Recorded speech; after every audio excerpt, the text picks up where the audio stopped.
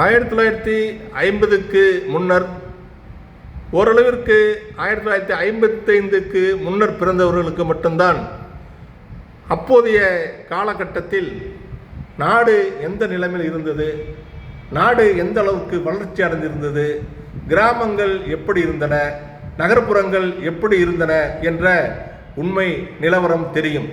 அந்த வகையிலே எனக்கு ஓரளவிற்கு 1961-62 முழு விவரங்கள் தெரிய ஆரம்பித்த பின்னர் நாட்டு நடப்பு எனக்கு நன்றாக இன்றும் நினைவில் இருக்கிறது. எனக்கு தற்சமயம் 70 வயது ஆகின்ற நேரத்திலும் அந்த பழைய நினைவுகள், இதுபோல நிகழ்ச்சிகளை பார்க்கும் பொழுது பழைய நினைவுகள் மனதில் நிழலாடுகின்றன. அப்பொழுதெல்லாம் கட்சி மாநாடுகள் என்பது குறிப்பாக திராவிட முன்னேற்ற கழகத்தின் மாநாடு என்பது 4 நாட்கள் நடக்கும். அந்த 4 நாள் மாநாடு திரும்ப பிறகு 3 நாட்களாக மாறி, அதன் பிறகு 2 நாட்களாக மாறி, இன்று மாநாடு என்றால் ஒரு நாள் என்ற காலகட்டத்திலே வந்துவிட்டது. அதுவும் புதிதாக வந்துள்ள சில கட்சிகள் மாநாடு என்றால் அரை மணி நேரத்தில் கூடி கலைந்து விடுகிறார்கள். அந்த கட்சியின் தலைவர் என்று சொல்பவரை தவிர வேற யாரும் கூட்டத்தில் பேசுவதில்லை, பேச அனுமதிக்கப்படுவதில்லை. ஆனால் திராவிட முன்னேற்ற கழக மாநாட்டில் குடும்பமாக கட்டுச்சோறு கட்டிக்கொண்டு, அதாவது புலிசாதத்தை கிளறி எடுத்துக்கொண்டு குடும்பமாக மாநாட்டு பந்தலிலே அமர்ந்து உண்டு மகிழ்ந்து 2 நாள் 3 நாள் மாநாட்டை பார்த்து திரும்பிய இனிமையான நினைவுகள் இன்றும் என் மனக்கண் முன் ஆடுகிறது. அப்பொழுது நகர்ப்புறங்கள் மட்டுமே சற்று வளர்ச்சி அடைந்திருந்தன. கிராமப்புறங்களில் நடப்பதற்கு சாலை கிடையாது, குடியிருப்பதற்கு வசதியான வீடுகள் கிடையாது. எங்களுடைய மாவட்டம் டெல்டா மாவட்டத்திலே இப்போது மயிலாடுதுறை மாவட்டமாக இருக்கக்கூடிய எங்கள் பகுதியில் கிராமங்கள் அதிகம், நகரங்கள் குறைவு. மயிலாடுதுறை நகரம், அதை அடுத்து 20 கிலோமீட்டர் வடக்கே சென்றால் சீர்காழி நகரம், அதை விடுத்து இன்னும் 20 கிலோமீட்டர் வடக்கே சென்றால் சிதம்பரம் நகரம். இதற்கு இடைப்பட்ட கும்பகோணத்திலிருந்து 50 கிலோமீட்டர் மேற்கே, மயிலாடுதுறையிலிருந்து 50 கிலோமீட்டர் மேற்கே சென்றால் கும்பகோணம் நகரம். இந்த காலகட்டத்தில் தான் எங்கள் கிராம அமைப்பு, நகர அமைப்பு இருந்தது. நகர்ப்புறங்களில் ஓரளவுக்கு ஓட்டு வீடுகள் இருக்கும், மாடி வீடுகள் என்று காங்கிரீட் வீடுகள் அப்பொழுதும் மிக குறைந்த அளவில் தான் இருந்தன. கிராம அளவிலே 100 வீடுகள் கிராமத்தில் இருந்தால் 10 வீடுகள் தான் ஓட்டு வீடு இருக்கும். குறிப்பாக 1 வீடு 2 வீடு ஒட்டு வீடு, மாடி வீடு இருக்கும். மாடி வீடு என்பது இப்போது போட்டிருக்கிற காங்கிரீட் வீடு போல அல்ல, அது ஒரு மாதிரியாக இருக்கும். இந்த அளவுக்கு வலுவான வீடுகள் அப்பொழுது கிடையாது. அதிலே 100 வீட்டுகளில் 10 வீடுகள் ஓட்டு வீடுகள், மீதி 90 கூரை வீடுகள். இந்த 90 கூரை வீட்டுகளில் 15-20 வீடுகள் ஓரளவுக்கு வசதியாக, கூரை வீட்டிலே கொஞ்சம் வசதியாக இருக்கும். மீதி 60-70 வீடுகள் குடிசை வீடாக இருக்கும். ஒரு குடிசையிலே 2 குடும்பங்கள் 3 குடும்பங்கள் குடியிருப்பார்கள். ஒரே குடிசையில் தாத்தா, அப்பா, மகன், பேரன், 3 குடும்பங்கள், 3 தலைமுறையினர் ஒரே வீட்டில் வசித்த வரலாறுகள் எனக்கு தெரியும். 9 பேர் 10 பேர் ஒரே குடிசை வீட்டில் இருப்பாங்க. அதெல்லாம் அந்த வாழ்க்கை. மின்சாரம் கிடையாது, சிமிலி விளக்கு தான், அறிக்கை விளக்கு தான் அப்பெல்லாம் எரிஞ்சுது. இது மாதிரி ஒரு காலகட்டம்லாம் இருந்துச்சு. நடக்கிறதுக்கு பாதை கிடையாது, காலில் போட்டுக்க செருப்பு கிடையாது, கட்டிக்க வேட்டியே ஒரு வேட்டி 2 வேட்டி தான் ஒருத்தட்ட இருக்கும். அது மாதிரி பெண்களுக்கு சேலை, 2 சேலை 3 சேலைக்கு மேலே எந்த பெண்களிடமும் சேலை இருக்காது. இதுபோல ஒரு கடந்த கால நினைவுகள் என் வாழ்க்கையிலே வருகிறது, நினைத்து பார்க்கிறேன். இப்பொழுது பார்த்தால் எந்த அளவுக்கு நாம் வளர்ச்சி அடைந்திருக்கிறோம், வளர்ச்சியை அடைந்திருக்கிறோம் என்று நினைத்து பார்க்கும்போது எனக்கு பிரமிப்பாக இருக்கிறது. சாதாரண குடும்பமாக விவசாய பண்ணையாளர்களிடம் பண்ணை வேலை செய்து கொண்டிருந்தார்கள். அந்த குடும்பத்திற்கே கல்வி அறிவு இருக்காது.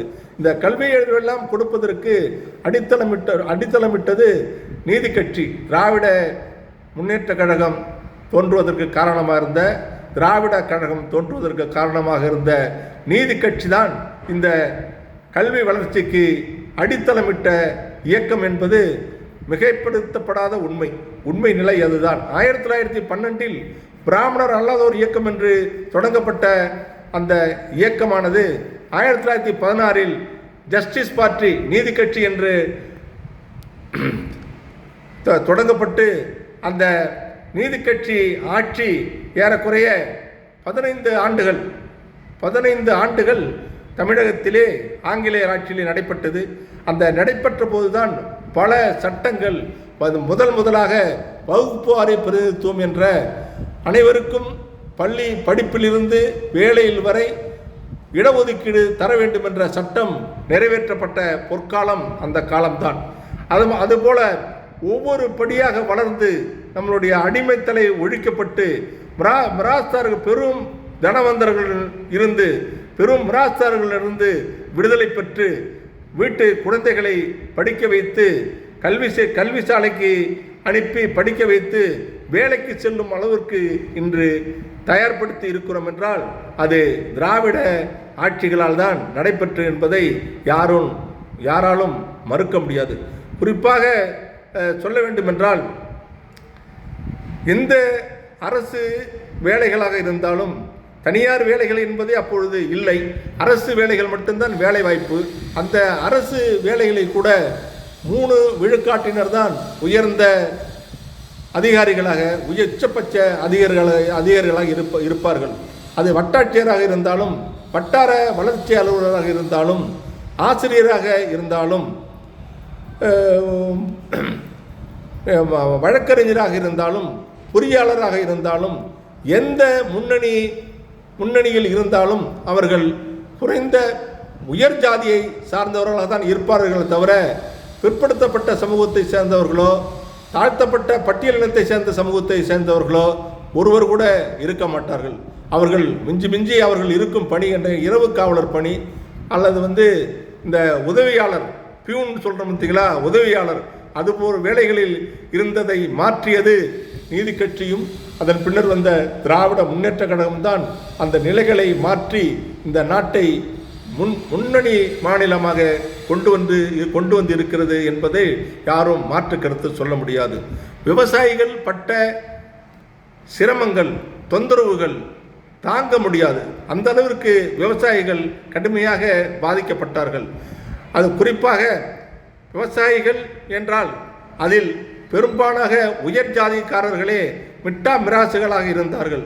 பிற்படுத்தப்பட்டவர்களும் பட்டியலினத்தை சார்ந்தவர்களும் அதில் பணிபுரிகின்ற பணியாளர்களாக இருந்தார்களே தவிர அவர்களுக்கு ஊதியத்தை தவிர வேற ஒன்றும் கிடைக்காது. இது போன்ற வேலை வாய்ப்புகள் அப்பொழுது கிடையாது. அந்த விவசாய வேலைகளை தவிர வேறு வேலைகளே கிடையாது. அது விவசாய வேலைகள் என்பது வருடம் முழுவதும் இருக்காது. சில குறிப்பிட்ட காலங்களில் இருக்கும், மீத காலங்களில் வேலையே இருக்காது. இன்னொரு சொல்ல போனால் 3 வேளை பசி இல்லாமல் சாப்பிடும் குடும்பங்களை கிராமங்களில் விரல் விட்டு எண்ணி விடலாம். 100 குடும்பங்கள் இருந்தால் 10 குடும்பங்கள் தான் 3 வேளை சாப்பிடும் குடும்பங்களாக இருக்கும். இட்லியே அந்த காலத்தில் இட்லி என்பதே ஒரு பலகாரமாக இருந்த காலம் உண்டு. தோசை என்பது ஒரு பலகாரமாக இருந்த காலம் உண்டு. இப்பொழுது போல அப்பொழுது நிலை இல்லை. எல்லாமே 2 வேளை சாப்பாடு. ஏன் இன்னும் சொல்ல வேண்டுமானால் விவசாய கூலி தொழிலாளர்கள் வீட்டிலே ஒரு நாளைக்கு விவசாய வேலை இல்லாத காலங்களில் 1 வேளை உணவை உட்கொண்டு கூட வாழ்ந்திருக்கிறார்கள். பட்டினி சாவு அதிகமாக நடந்த காலங்கள் அது. 62, 63, 64, 65 காலகட்டங்களில் பக்தவச்சலம் அவர்கள் முதலமைச்சராக இருக்கும் பொழுது கடுமையான பசியும் பஞ்சமும் தமிழ்நாட்டை வாட்டி வதைத்தது, அலைக்கடித்தது. பசி பட்டினியால் பலர் இறந்தார்கள். அப்பொழுது ஒரு நாட்டின் முதலமைச்சராக இருந்தவர் சொன்னார், எலியும் உணவுப் பொருள்தான், எலிக்கறியை சாப்பிட்டு பிடித்துக் கொள்ளுங்கள் என்று அந்த முதலமைச்சராக இருப்பவர் சொன்னார்.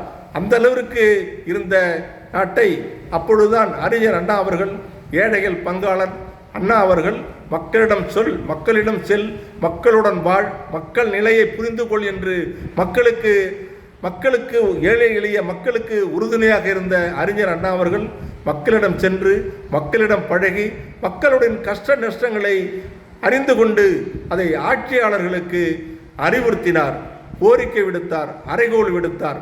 அந்த எழுச்சி போராட்டங்களின் காரணமாகத்தான் 1957 நடந்த சட்டமன்ற தேர்தலில் 50 இடங்களில் திராவிட முன்னேற்ற கழகம் வெற்றி பெற்று காங்கிரஸ் கட்சிக்கு சட்டமன்றத்தில் எதிர்க்கட்சி வரிசையில் அமர்ந்தது. அதன் பிற்காடு 1967 திராவிட முன்னேற்ற கழகம் அறிஞர் அண்ணா அவர்கள் பலமான கூட்டணி அமைத்து திராவிட முன்னேற்ற கழகத்தை ஆட்சி பொறுப்பிலே அமர்த்தினார்கள்.